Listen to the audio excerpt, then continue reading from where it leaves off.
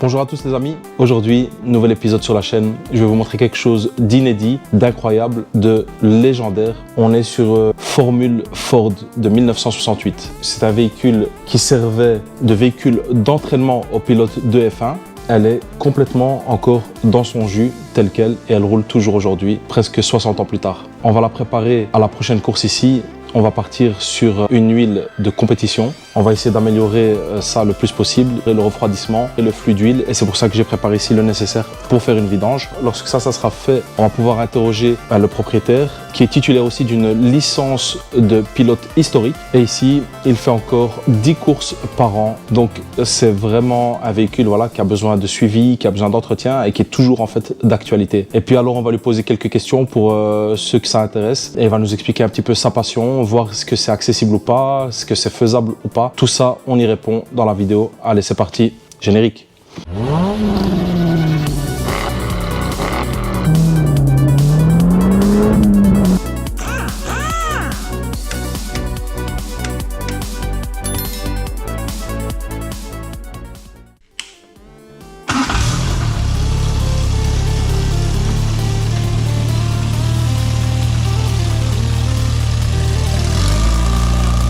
Minutes later.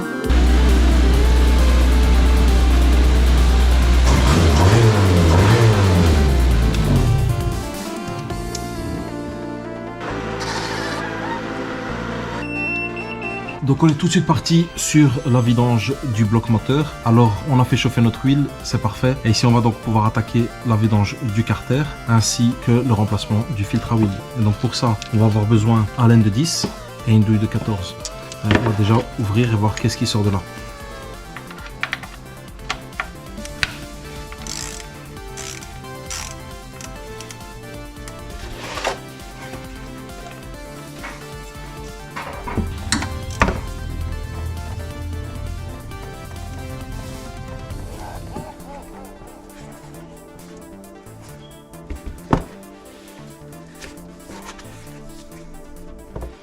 Voilà, ici. On peut voir ici la crépine qu'on va aussi nettoyer.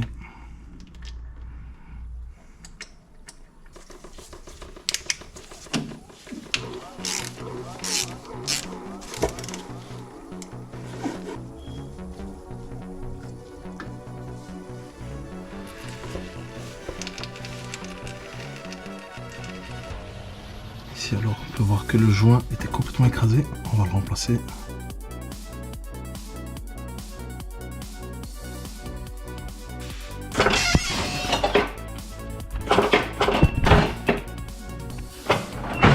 Ok les amis, ici on a mis le véhicule dans une certaine position. Ça permet de vidanger en fait tout ce qui est tuyauterie va se vidanger à l'arrière et c'est pour ça qu'on a mis un seau à l'arrière. À l'avant, on a ici notre réservoir d'huile secondaire. Donc ça c'est vraiment typique des véhicules à carter sec comme vous pouvez voir ça sur par exemple Ferrari, Maserati et tout ce genre de véhicules sportifs. Donc en fait l'huile se trouve à l'avant du véhicule et le moteur est bien derrière. Et ici en fait avec notre système par aspiration, on va pouvoir vider complètement ici le réservoir. Et on l'a incliné un petit peu, ça permet en fait de rassembler en fait toute l'huile ici dans le point le plus bas du carter. Après, une fois que c'est fait, on va voir où est-ce qu'on en est. Si on a encore de l'huile ou pas, en fonction de ça, on s'adaptera.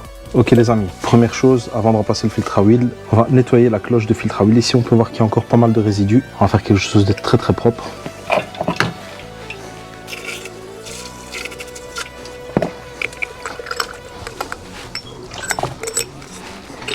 Alors, on va la désassembler.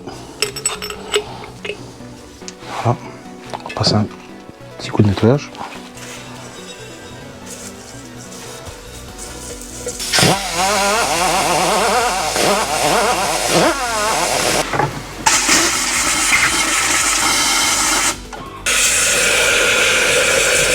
Donc on a quelque chose qui est complètement propre pour remonter la visserie dans cet ordre-là. Joint torique vers le bas. Voilà. Voilà. Juste comme ça. Ensuite, on remet son filtre à huile dedans. Une fois qu'on a ça, on repart tout de suite sur le véhicule. Ici, donc, on est au niveau du filtre à huile et on voit que le joint ici est vraiment dans un sale état. Alors, nous, on va le remplacer. Et on voit qu'ici, il s'effrite. Ça veut dire qu'il doit être relativement ancien. Voilà, ici, j'ai une prise.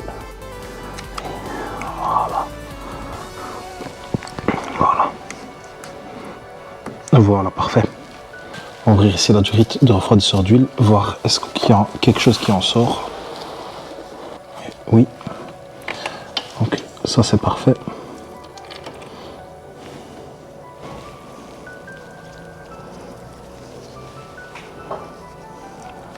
Voilà, donc là on aura une étanchéité qui sera vraiment très très bonne. Alors on va venir avec maintenant son filtre. On va venir se remboîter ici.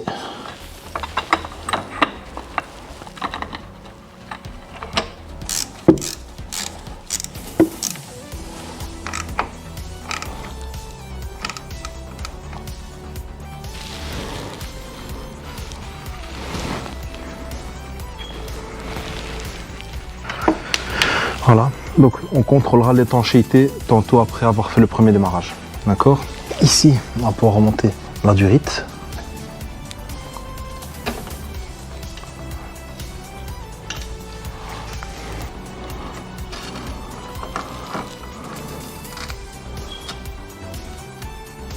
Normalement, on est bon. Filtre à huile remplacé, refroidisseur d'huile vidangé. On s'occupe tout de suite du carter. On va essayer de récupérer ce qu'il y a dans le fond. Je me demande si on irait par l'aspirateur. Ah ouais. Voilà, donc ici, on arrive à atteindre vraiment le fin fond du carter. L'inclinaison est idéale. Voilà.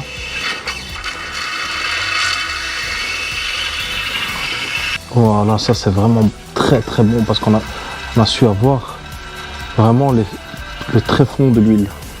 On a eu toute l'huile. Donc maintenant, on va pouvoir remonter cette fameuse piste de vidange ici en 2 morceaux.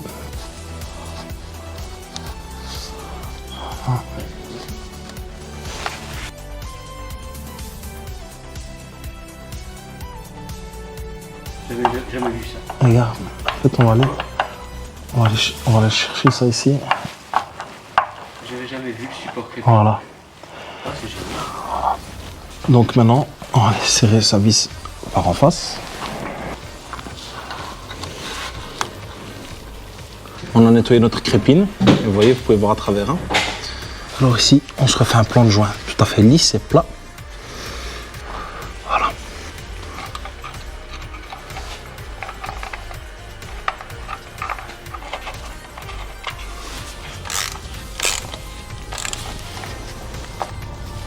Voilà. Ici, on a quelque chose qui est très très bon. Hein. D'accord? Voilà. Donc là, on va aller voir maintenant au niveau du carter secondaire.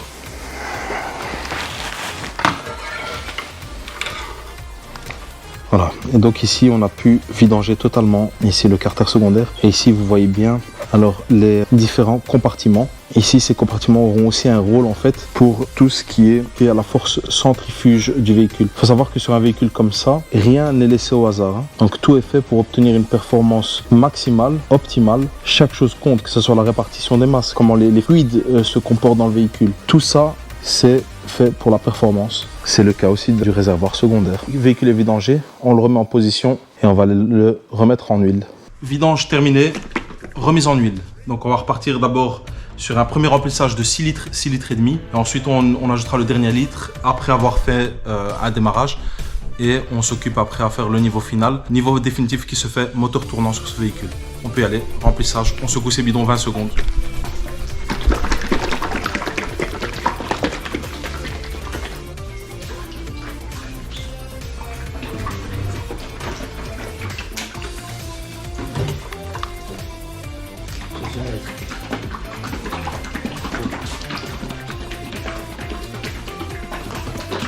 Touche, mets ton.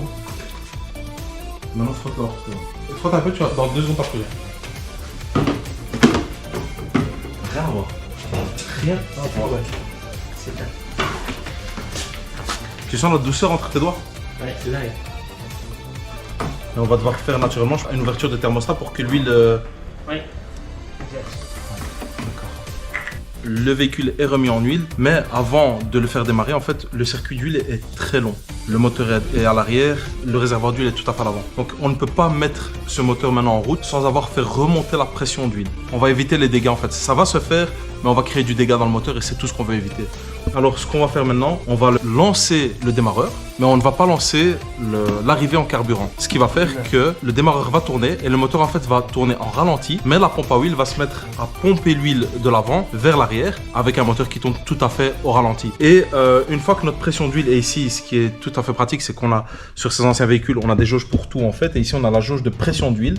Et une fois que la pression d'huile est remontée un petit peu, ce qu'on va faire, c'est qu'on va pouvoir lancer le démarrage. Ça veut dire que l'huile aura fait tout à fait le tour. Allez, on lance le démarrage.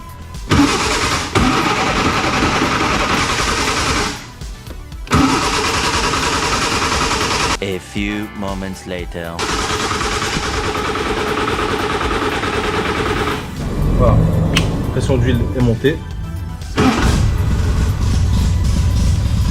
On a fait monter notre pression d'huile, ensuite on a pu lancer le démarreur. C'est une procédure qui est tout à fait normale. Vous n'êtes pas obligé, mais moi je vous le recommande fortement. Autrement on aura plusieurs segments poussinaires. On laisse tourner 1 minute ou 2. 10 minutes later. Voilà les amis, donc on a fait tourner le véhicule à peu près 10 minutes. Pourquoi? Pour faire s'ouvrir en fait tous les circuits. Circuit de refroidissement d'huile, circuit de refroidissement d'eau. Ici alors, on a notre durite qui vient chaude. Et ensuite à ce moment-là, on a notre durite ici de retour qui se trouve ici plus bas. Ici, notre durite de retour qui est devenue chaude aussi. C'est bien la preuve que le thermostat fonctionne. Alors on a fait la même chose avec l'huile et ça se passe ici au niveau du refroidisseur d'huile. Alors, tout à fait pareil. C'est chaud.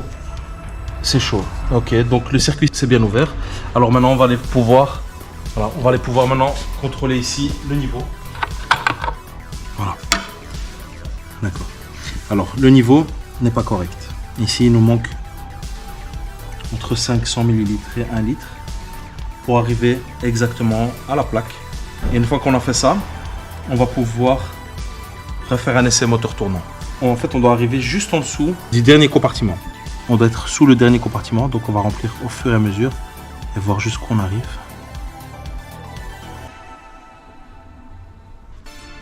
Voilà, ici, donc on voit bien ici nos trous pour effectuer le dernier niveau. Et ici, en fait, notre niveau d'huile se situe juste en dessous du dernier compartiment. Et ici, alors, on a nos retours d'huile. Voilà. Ok, donc on va faire un essai moteur démarré.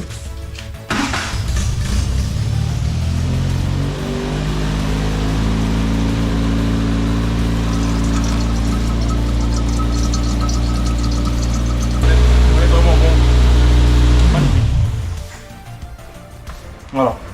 Donc notre niveau d'huile se situe toujours en dessous du dernier compartiment. C'est ce qui va aussi assurer un équilibre parfait du véhicule. Donc on peut dire que l'opération s'arrête ici. Voilà. Sergio, comment vas-tu? Tout va bien? Super. Merci d'être là, merci d'être ici aujourd'hui avec un véhicule qui est vraiment exceptionnel, tellement atypique. On ne voit jamais ça en fait. Et donc là, on a l'opportunité de pouvoir vraiment te questionner. Donc on va y aller comme ça. Tout d'abord, j'aimerais savoir, est-ce que tu veux bien te présenter d'abord pour la communauté Newtonmètre? Bien sûr. Donc mon nom est Serge Brison. Je suis, c'est pas du tout mon métier de rouler avec ce genre d'auto, mais voilà, j'ai acquis cette voiture il y a maintenant vingtaine d'années. Et donc j'ai fait au moins pendant une quinzaine d'années plusieurs championnats, le championnat français, le championnat anglais et le championnat hollandais, sur lequel j'ai fait énormément rouler la voiture. Et donc j'avais deux voitures. J'avais celle-là et une Van Diemen 80 qui était beaucoup plus récente. Mais donc celle-là, je l'aimais beaucoup parce que je trouvais que dans les années 60, on avait une forme de voiture qui était extrêmement belle. La formule Ford, elle a démarré en 67. Donc on est vraiment avec une technologie qui est des châssis qui étaient très proches des voitures F1 de l'époque. Sauf qu'ici, on avait des petits moteurs 4 cylindres. Et dans les F1, on avait des 8 cylindres. Voilà. Ok, incroyable. Incroyable. Serge, est-ce que tu pourrais nous parler un petit peu de ce véhicule? Est-ce que tu pourrais nous citer, par exemple, 3 anecdotes typiques de ce genre de véhicule qui est vraiment, en fait, je vais dire, qu'on ne voit pas partout? En 3 phrases, je te dirais juste avant qu'effectivement, on est avec une formule Ford ou formule 3. C'était les appellations à l'époque. C'est un véhicule qui fait 400 kg, un réservoir d'essence de 19 litres seulement. C'est une voiture qui fait du sprint. Donc en général, c'est 10, 12 tours, 15 tours maximum, parce qu'après, tu n'as plus d'essence. Et donc, ce ce sont vraiment des monoplaces qui ont été créées dans 67, c'est la première course à Brands Hatch. Donc c'est des voitures, des formules de promotion, comme on appelle à ce moment-là. C'est-à-dire qu'en fait, on permettait à des jeunes pilotes en devenir, pas comme moi, des jeunes gars, d'appréhender la course automobile avec un véhicule qui était finalement relativement proche des F1 par rapport à tous les réglages et par rapport à toute la technologie, c'est-à-dire que sous-virage, sur-virage, barre stop avant, barre stop arrière, on se retrouvait avec quelque chose qui était assez proche des réglages que ces jeunes pilotes risquaient d'avoir dans leur vie plus tard comme apprentissage à faire. Voilà. Donc ça, c'est la voiture, elle est de 1968. Elle s'appelle une Alexis, donc comme le prénom Alexis, et c'est une formule Ford avec un 4 cylindres. Un 4 cylindres Ford, donc de 1600 de cylindrée. 1600 cm3 de cylindrée, exactement. Ouais. Et donc ici, j'avais 3 petites anecdotes un peu plus techniques à vous raconter. C'est qu'effectivement, à l'époque, le châssis est tubulaire et on a, de façon un petit peu étonnante, voulu utiliser ce châssis pour conduire les fluides. Donc en fait, la voiture, elle est vraiment Ford d'origine, sauf que à l'époque, on voit ici qu'on a un tuyau qui est bizarrement vide et qui est un peu coupé. On se dit, c'est quoi, c'est bizarre, il manque quelque chose. Non, à l'époque, on utilisait le châssis tubulaire pour amener l'huile, qui effectivement ici avait une nipple avec, à mon avis, un tuyau qui le rejoignait ici au réservoir d'huile. Et donc en fait ici, on arrive avec l'huile. Là c'est intéressant parce qu'on avait l'autre côté de la voiture, le côté gauche de la voiture qui amenait l'eau. Et donc l'eau, à l'époque, était dans le châssis, arrivait ici et était branchée sur le radiateur. On voit exactement la même chose de l'autre côté. Donc on se rend compte que finalement, la voiture, structurellement, elle avait un circuit haut d'eau et puis bas d'eau. On le voit ici, je ne sais pas si la caméra va le voir, ici là, on a la même chose en bas. Donc ici, on a le circuit d'eau qui est complet, donc en haut là-haut et en bas, et qui fait toute la voiture. Et pareil pour l'huile. Et donc on a vraiment ici, on le voit bien, le châssis qu'on voit ici, qui conduisait l'eau et l'huile. Donc c'est vraiment une architecture qui est vraiment étonnante, qui bien sûr n'existe plus aujourd'hui. Cette technologie en fait de refroidissement des fluides à travers le châssis du véhicule, c'est une technologie qui est complètement incroyable. Et aussi, Naïm, de l'utilisation finalement de quelque chose qu'on a construit pour la rigidité de la voiture et qui quelque part sert aussi à amener les fluides. Donc en fait, on se dit, on a un tuyau, on l'a fait vide, tant qu'à faire, autant l'utiliser. C'est ça. C'est incroyable. Et je suppose que ça a été arrêté pour certainement des raisons de sécurité. Exactement. Donc en fait, ça fait une vingtaine d'années qu'on ne peut plus faire ça. Et donc tout le circuit d'eau, le circuit d'huile doit être indépendamment du châssis. Et donc ce qu'on a fait avec des véhicules historiques comme celui-ci, c'est qu'on a essayé de ne pas dénaturer du tout la voiture. On a simplement fait un deuxième circuit qu'on voit le long de la voiture, qui est un circuit d'huile et un circuit d'eau, simplement qui est ici, et qui passe là, à l'extérieur de l'auto, qu'on voit ici, et qui est finalement une pièce qui est neuve et qui est entre guillemets une amélioration. Oui, une amélioration obligatoire, exactement. Oui, mais qui en soi, elle ne dénature pas le véhicule. Hein. Non, voilà, c'est une façon mécaniquement et techniquement c'est plus moderne. Et aussi, naturellement, un système comme celui-ci sera bien plus facile à rénover dans le temps, à entretenir dans le temps. Exactement. Et donc on fiabilise et on permet aussi, ça permet aussi de perdurer. Et aussi, il faut savoir, Naïm, qu'à l'époque, ces voitures, c'est comme tout. Ce sont des voitures qui sont faites pour permettre à des jeunes de se bagarrer, d'abîmer les autos, de faire des résultats. Mais c'est des autos, normalement, qui sont utilisées pendant 2 ans, pendant 3 ans. Après, on les jette. Oui, et là, il y a des crétins comme moi qui, 20 ans plus tard, enfin pas 20 ans, je dis une bêtise, elle est de 1968. Donc en fait, on est 50 ans plus tard, on continue à rouler comme des abrutis avec quelque chose qui n'était pas fait pour durer. Et donc, c'est obligé que mécaniquement, on l'améliore. Tout ça, ça fait partie aussi d'un entretien rigoureux. C'est comme toute chose. En fait, c'est par l'entretien qu'elle va perdurer. Cette passion peut continuer uniquement grâce à des gens qui sont passionnés. Autrement, ça aurait déjà été fini depuis bien longtemps. Toi, tu l'as conduit. Et puis, il y a aussi tout le côté technique bien sûr. Qui est lié à son entretien global, en fait. C'est aussi un patrimoine parce qu'en fait, parlons d'unité de voiture. En fait, cette voiture en MK14, il y en a eu très peu. Oui. Donc, en fait, en MK14, à l'époque, on en a produit 35. Maintenant, il doit en rester dans le monde peut-être la moitié. Oui. Peut-être pas la moitié. Peut-être même pas la moitié. Ouais. En tout, ils ont fait 70 châssis Alexis, toute année confondue. Donc 70 voitures, c'est quand même très très très peu d'autos. Les Alexis en restent sans doute dans le monde, 20, 30, peut-être, je sais pas. Peut-être. On voit souvent des accidents en fait à la télé, parfois spectaculaires. Qu'est-ce qui est prévu dans un véhicule comme celui-ci? Et est-ce que c'est toujours d'actualité? Est-ce que ça fonctionne toujours en cas d'accident grave? Ce sont des voitures qui sont évidemment un petit peu dangereuses par rapport à leur conception, parce que pour remédier quand même à ça, on a quand même dû passer par certains systèmes systèmes qui sont obligatoires. Donc on a par exemple un système d'extincteur automatique qui n'existait pas à l'époque, en tout cas pas sous cette forme. C'est que quand on voit ici le poste de pilotage, quand tu es dans ta voiture, tu as ici un E qui veut dire extincteur, une tirette, avec normalement toujours à l'extérieur, pour que les commissaires de piste voient où se trouve la tirette, un autocollant. Donc en fait ce qui se passe, c'est si un pilote à un moment donné a un problème, a une touchette ou bien un accident et perd connaissance, un commissaire de piste arrive, voit où est l'indication. Quand on tire ça, on a ici un système qui s'appelle Lifeline. C'est en fait 2,5 kg d'extincteurs qui sont spécifiques pour l'essence et pour l'huile. Quand on retire ici la goupille, elle est devenue automatique. Ça veut dire quoi? Ça veut dire qu'on peut agir sur la tirette que je t'ai montrée, évidemment la bonne pression. On a un tuyau ici qui sort, si tu veux, l'extincteur, qui part vers le moteur.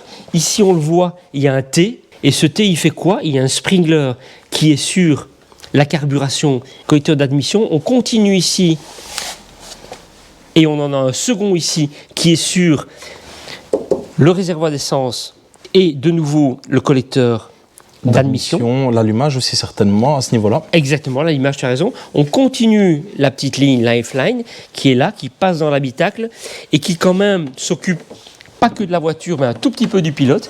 Et donc on a ici, on le voit bien, un spray qui normalement, pareil, est automatique et arrose le pilote ici. Et on a, pour les jambes du pilote, un dernier. Donc on en a 2 sur le pilote spécifiquement et on en a 2 au niveau du moteur. On a maintenant l'obligation d'avoir des ceintures et ça c'est quand même très important aussi. On a des ceintures 6 points, extrêmement important, parce qu'en fait les ceintures 4 points en monoplace ne servent pas à grand chose. Ça veut dire quoi? Ça veut dire qu'on a ici une ceinture qui est 1, 2, ici on a les jambes du pilote qui vient le prendre là, on passe là-dedans et c'est accroché comme ça. Donc ça veut dire en quoi? Ça veut dire que finalement on est attaché sur 6 points. Droite et gauche, hauteur et les jambes. Pourquoi ça? Parce qu'en monoplace, comme on est couché, donc on est vraiment dans une position couchée, dès qu'on a un choc de face, tous les accidents, le pilote disparaît vers l'avant. Et qu'est-ce qui se passe? Il se casse le dos. Parce qu'en fait, il arrive avec la force du choc à 200 km/h ou moins, il arrive, il glisse vers l'avant. S'il n'est pas tenu par ces 2 ceintures-là, elles sont presque plus importantes que le reste. Et donc, il se casse le dos en général. Donc ça, c'est obligatoire d'avoir une ceinture 6 points. Et le Hans aussi. En dernier point de sécurité, quand le pilote est installé dans la voiture, son casque ne peut pas être au-dessus. En fait, tu tires une ligne droite entre ce point-là et ce point-là, et le pilote doit être en dessous. C'est ça. Sinon, c'est pas autorisé. Parfait, incroyable.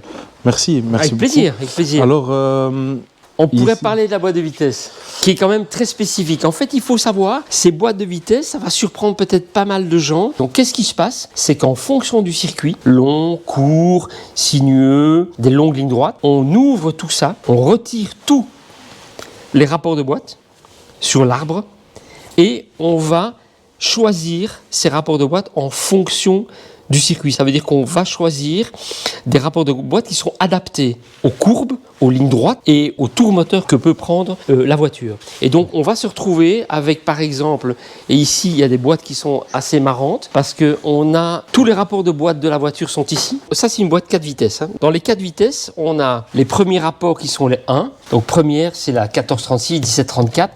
Voilà, ça c'est une, par exemple, elle est très très courte, un peu plus longue. 20-30, on est déjà dans une deuxième. C'est ce qu'on appelle la démultiplication. Exactement. Et donc en fait c'est quoi? Ce sont simplement des engrenages qui simplement sont marqués ici, on le voit ici par exemple, là on voit 1832. Donc en fait 1832, elle est là, exactement. Et donc ça c'est une 1832, c'est une très longue première ou surtout une deuxième. Et donc ici, ce qui se passe, c'est quand on fait une boîte de vitesse, on sait qu'on va rouler à Zandvoort, par exemple. Et à Zandvoort, on sait que, ok, on a besoin d'une 1, départ lancé, ok. On va commencer par une 1734, on va prendre une 2030, et puis on va dans l'autre boîte ici, qui sont les 3e et les 4e. Et donc, on va adapter une boîte de vitesse, mais une boîte de vitesse, elle ne doit pas avoir entre chaque rapport trop de descente. C'est-à-dire qu'en fait, on doit avoir une première où la deuxième, il n'y a pas un trou d'accélération. Donc on va, en fonction de la première et de la dernière vitesse, on va choisir les autres pour ne pas avoir trop de descente. Donc c'est essentiel. Et il faut absolument avoir une bonne démultiplication pour distribuer la puissance de moteur aux roues de façon la plus parfaite possible. Si on arrive en bout de ligne droite et qu'on doit attendre 100 ou 200 mètres parce qu'on est au rupteur et qu'on va perdre 1 seconde ou 2 secondes, donc c'est essentiel d'avoir vraiment une 4e vitesse qui tire ta voiture au maximum de la ligne droite. Et donc, c'est quelque chose qui est vraiment extrêmement important à partir du moment où tu as un moteur qui développe une puissance, elle développe 100 chevaux, 200 chevaux, peu importe. Tu dois adapter cette boîte de vitesse pour rendre à ce moteur les plus grandes capacités. Donc, c'est vraiment, chaque fois, on a la primaire, on prend la 3e et on range la première, la 2e, la 3e, la 4e. On a évidemment les crabeaux entre et tu fais ta boîte de vitesse. Alors, quand tu joues la gagne, tu fais une boîte de vitesse en qualif qui n'est pas la même qu'en course. Parce que tu sais qu'en qualif, par exemple, tu n'as pas besoin d'une première qui te propulse au démarrage, c'est chaque fois c'est pas des rolling start, donc c'est des départs arrêtés. Et quand tu as un départ arrêté, tu es obligé d'avoir une première très courte qui vraiment propulse l'auto. Mais celle-là, elle est plus utile après.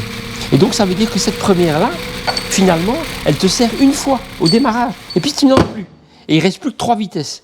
Et donc, c'est important de savoir si le départ est lancé ou arrêté, parce qu'en fonction de ça, ta boîte de vitesse, elle a complètement changé. Si c'est rolling start bleu, eh bien, tu n'as pas besoin de première. Tu peux déjà attaquer dans ta première une 2e. Et tout d'un coup, tu as une plus grande disponibilité de pignon pour faire ta boîte de vitesse. Donc, c'est vraiment très important. C'est vraiment une anecdote qui est vraiment incroyable. C'est et totalement... donc, ça, ce sont les boîtes d'origine que tu prenais en course. Tu les fermais comme ça et tu mettais dans les stands où tu arrivais et tu avais, tu faisais ta boîte idéale, machin, tu la calculais parce que ça se calcule avec des courbes et une fois que tu avais la boîte idéale, voilà. Et voilà. Serge, oui, Naïm. J'aimerais me permettre de te poser une question parce que je sens qu'on va me la poser dans les commentaires. Oui. C'est une passion comme ça. Qu'est-ce que ça coûte globalement à l'année par sortie circuit? Et alors un véhicule comme ça, si ça ne te dérange pas, ce que ça coûte à l'achat, en entretien, globalement, est-ce que c'est une passion qui est accessible à tous? Oui, c'est ça, je comprends. Écoute, il faut savoir que tous les passionnés de sport automobile le savent, malheureusement, c'est un sport qui coûte très cher, même en karting. Mais en monoplace, comme c'est cette petite ici qu'on voit, on a la possibilité d'acheter des formules Ford autour de entre 15 000 et 25 000 maximum. Avec ça, on a une monoplace qui est prête à faire un championnat. Il vaut mieux aller voir un championnat Formule Ford, voir quelqu'un qui roule et qui éventuellement change de voiture. Tu as vu qu'elle roulait bien, qu'elle gagnait, et puis tu lui proposes de lui racheter sa voiture. Ça, c'est l'idéal.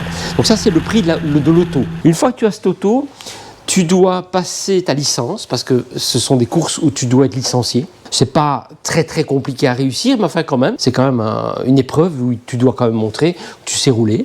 Une fois que tu as cette licence qui coûte entre 300 et 400 euros l'année, tu peux faire des courses automobiles internationales par exemple. Et en général, pour un week-end de course, tu as dans un prix qui diffère d'un circuit à l'autre, il y a des circuits plus chers ou moins. Il faut compter, à Francorchamps qui est plutôt un cher, on est entre 700 et 800 euros le week-end. Alors, quand tu as payé tes 700, 750, 760 euros, il faut quand même te dire que tu es sur un des circuits les plus beaux au monde, ces circuits où la F1 roule, et que tu as dans ce prix, le vendredi, un essai libre, où tu vas rouler avec ta voiture pour essayer la voiture et essayer le circuit, t'habituer. Tu as 2 épreuves de qualif qui sont chouettes parce que tu roules de nouveau 2 fois une demi-heure à essayer de qualifier avec des bons temps pour la course du lendemain. Souvent le samedi en fin de journée ou le dimanche matin, tu as la première course et le dimanche après-midi, la seconde course.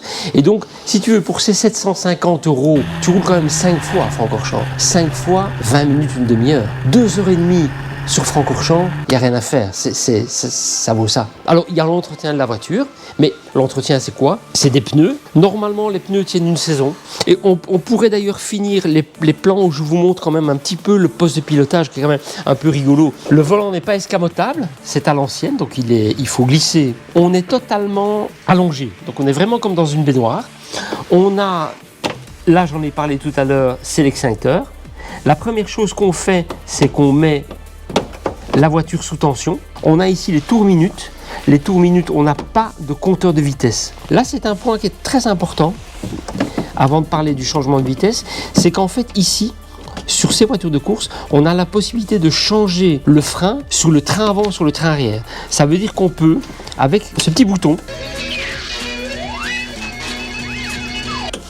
aller plus vers l'avant. Ça veut dire qu'on a deux circuits de frein. On voit ici un câble qui tourne là au fond et qui est sur le pédalier. Et en fait, il tourne dans un sens ou dans l'autre. Et il fait quoi? Il répartit simplement la pression que tu fais sur ton pédalier pour avoir plus à droite ou plus à gauche. Ça, normalement, on met beaucoup plus de frein sur l'avant. S'il pleut, on a tendance, pour ne pas perdre l'auto, à mettre beaucoup plus sur l'arrière. Donc, c'est une répartition qu'on peut faire en cours de course ou avant la course, ou si les conditions météorologiques changent, en cours de course, on a la possibilité d'avoir vraiment la voiture qui freine plus de l'avant, freine plus de l'arrière et de moduler ça.